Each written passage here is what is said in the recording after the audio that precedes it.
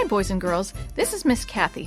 We're in the middle of the Christmas season, and we thought we'd bring you some stories from Guide's Greatest Christmas Stories. After the Christmas season, we'll be returning to our regularly scheduled shoebox mystery books. Christmas is a special time of year, a time to celebrate the birth of baby Jesus, who was born in a stable. Shepherds, after being serenaded by angels, rushed over to find the baby lying in a manger. Wise men, carrying gifts of gold, frankincense, and myrrh, followed a bright star until it led them to the baby king. What about you? Will this Christmas bring you closer to Jesus? I hope so, and I hope that the Jesus of Christmas will live in your heart throughout the year. Helen Lee Robinson, Editor. It's Christmas Soon, by Dorothy J. Waite. Mike lay on the narrow cot and stared up at the dingy ceiling. He couldn't remember when he'd first come to the shelter. He only knew that most of his 14 years had been spent here. The people at the shelter told him that his parents had been killed in an automobile accident and that they had searched for relatives. No one had come forward to claim him, no grandparents, aunts, or uncles. Other children came to the shelter and were adopted into a family within a few weeks or months, but he was still here. Why? Was it because he was crippled as a result of the accident that had killed his parents? Or maybe he was too old now. It seemed as if everyone wanted to adopt younger children. Mikey? Mike turned and saw 5-year-old Jaime standing beside his cot. Hiya, Jaime. It's Christmas soon, Mikey. Yeah, kid, real soon. Mike grinned and tousled the younger boy's golden hair. This was Jaime's first year at the shelter. Do you pray, Mikey? Yeah, sure I do, kid, he answered, although it had been a long time since he'd last been on his knees. In the moonlight shining through the dirty windows, Mike could see a mist in Jaime's big eyes. When I prayed tonight, I asked God to send me a mommy and daddy for Christmas. And he will too, Jaime. You better believe he will. A big grin broke out on Jaime's face as he hurled himself up on the cot beside Mike. Can I sleep here, Mikey? Can I? It's so cold in my bed. Sure, kid. Mike pulled the blanket up over Jaime's body and held the little boy until he fell asleep. He won't answer, Mike thought. He won't answer because there is no God, just like there is no Santa Claus. I stopped praying for parents a long time ago. At breakfast the next morning, Mrs. Bailey came through the cafeteria with a couple. They were older than most people who were looking for a child to adopt. Someone from the government, Mike muttered, checking to make sure we have a clean place to live and enough food to eat. He didn't even look up as they approached his table. Hello! Mike looked up in surprise to see the couple smiling down at him. He quickly got to his feet, knocking the chair over in his haste. The other guys at the table laughed. He picked up the chair and leaned against it. Good morning, ma'am, sir, he stammered. And what is your name, young man? Asked the gentleman. Michael Reynolds, sir. I'm glad to meet you, Michael. I'm Sam Johnson, and this is my wife, Nell. Mike wiped his greasy hand on his jeans and shook hands. Go ahead with your breakfast, Mike. The woman was smiling. We're sorry we interrupted you.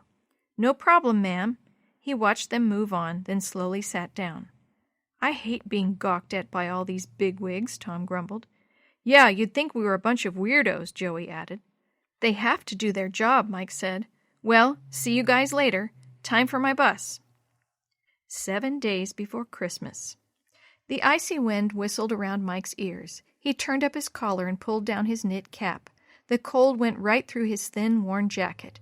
He thrust his red-chapped hands deep into his jean pockets and stamped his feet on the snow-crusted pavement to keep them warm.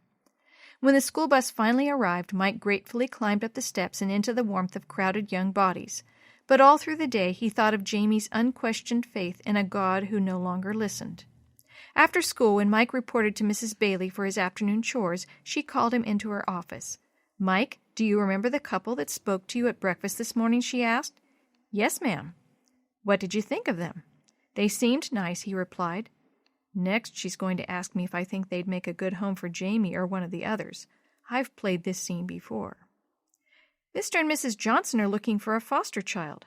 That's great, Mrs. Bailey. He looked at her brightly. You know, I bet they'd really love Jaime. I'm sure they would, but Mrs. Johnson has her heart set on another boy. Oh, poor Jaime. She really liked you, Mike. Me? Well, they'd like to give it a try. Think about it, Mike. They're coming back to see you Sunday afternoon. The boy stood very still, unbelieving. What would they want with a 14-year-old crippled kid? Mrs. Bailey sighed. Mike, why are you so down on yourself? For years you've talked about living in a real home. Now you've got your chance. Sorry, Mrs. Bailey. Mike slumped down in his chair. I guess it won't hurt to talk to them. On Sunday afternoon, Mrs. Bailey came to the recreation area with the Johnsons. They all sat down at the round game table. Mike, Mrs. Johnson began, both of our children are grown now and have homes of their own. Our big house is empty and lonely. We want to share it with someone. We'd like for you to come and live with us, Mike, Mr. Johnson said. What do you say? A lump came up in Mike's throat. He couldn't say anything. He didn't want anyone to see him cry, so he bolted from the room, not stopping until he fell face down on his dingy, narrow cot. Then he sobbed uncontrollably. He cried for the parents he had never known, for the other guys, Jaime, Tom, Joey, who would spend another Christmas in this dreary place, for the Johnsons who were trying to find happiness by offering their home to an orphan. Nothing in this world was fair. Mikey? Came the small, timid voice of Jaime. Tom says you're going to go away. He said he heard some people talking today. Why are you crying, Mikey? Don't you want a mommy and daddy? Mike sat up and looked at the tiny boy. What should I do, Jaime? Huh? This is the only home I've ever known. You and Tom and the other guys are my family. You know what I mean? I wish they wanted me. I'd go, Mikey. It's Christmas soon. Yeah, you should go. It should be you, kid. He stood up suddenly and limped rapidly down the hall. Once inside Mrs. Bailey's office, he stood kicking at the carpet with his sneakers. The Johnsons were still there. I came to say that I can't go. His voice trembled. It's Jaime. He's just 5 years old and he needs parents. He prays every night for a mommy and a daddy. He looked pleadingly at the Johnsons. Please take Jaime. It was quiet for a long time. Finally, Mrs. Johnson spoke. Mike, wait in the hallway. Now, don't run away again because we haven't finished. Out in the hall, Mike waited for what seemed like forever. Finally, Mrs. Bailey opened the door. Mike, please go and get Jaime. Mike's heart jumped to his throat. Yes, ma'am. He was excited for Jaime, but there was an ache of disappointment deep down in the pit of his stomach. Mike led the little boy to the office and pushed him through the door. Please stay, Mike, Mr. Johnson said. Mikey? Jaime tugged at his arm. I'm scared. It's okay, Jaime. I'll stay with you. Mike leaned against the wall, hands deep in his pockets. Mrs. Johnson looked from one boy to the other before speaking. Boys, we want both of you to come live with us. We see how close you really are, and we want you to be happy. It will make us very happy if you'll come. Mike looked up, not understanding at first. You want Jaime and me too? He turned a radiant face toward the little boy. Did you hear that, kid? Will we be real brothers now, Mikey? Huh? Will we? Sure we will, kid, Mike replied, and as he smiled at his little brother, he thought, there is a God in heaven after all. Thank you, God, and Merry Christmas.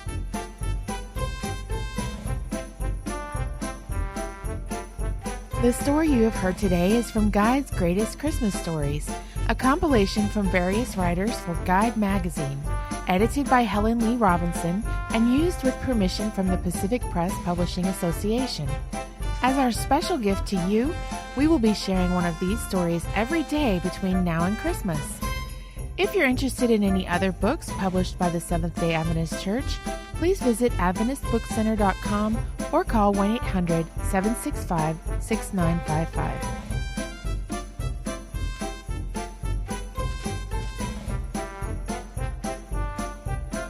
This podcast is a production of the Carolina Conference of the Seventh-day Adventist Church.